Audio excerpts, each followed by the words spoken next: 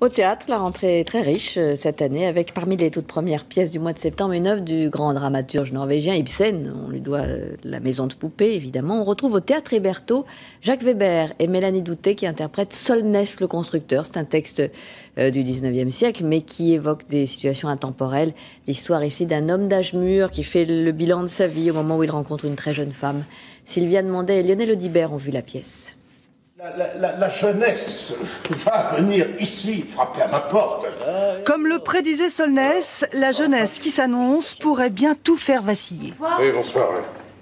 Tu m'as prise contre toi, tu m'as renversée en arrière et tu m'as embrassée. Lui, l'homme mûr, l'homme puissant et autrefois dévastateur, va devoir rendre des comptes. Non. Qu'est-ce qui t'empêche d'être généreux? Non. La jeunesse, c'est le châtiment. Elle est à la tête du mouvement qui va tout renverser. Elle brandit un nouveau drapeau. On ne saura jamais trop ce qui s'est passé réellement. Est-ce un rêve? Est-ce une réalité? Est-ce qu'il y a un pur fantasme qui va les réunir? En tout cas, ce qui est vrai, c'est que ce personnage, qui avait peur de la jeunesse comme destructrice, identifie une autre jeunesse qu'il pense comme rédemptrice. Car finalement, face à Hilde, il évitera le bilan et chassera toutes ses idées noires. Dites-moi, qu'est-ce qu'il y a de plus merveilleux au monde et que nous allons construire ensemble? Des châteaux de nuages.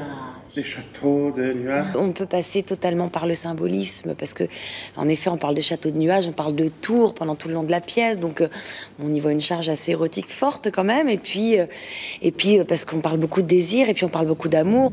Une pièce écrite en 1892 qui reste très actuelle.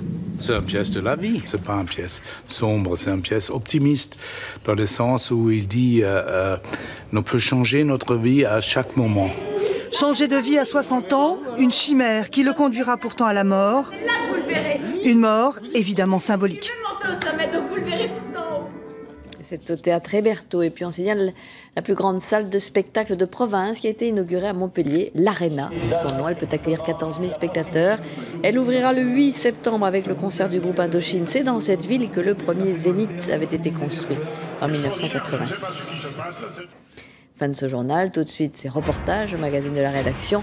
En cette rentrée scolaire, Andrea Bergala et Bertrand Asserman ont suivi des élèves qui se retrouvent dans un pensionnat. Pour reportage, à tout à l'heure, 20h.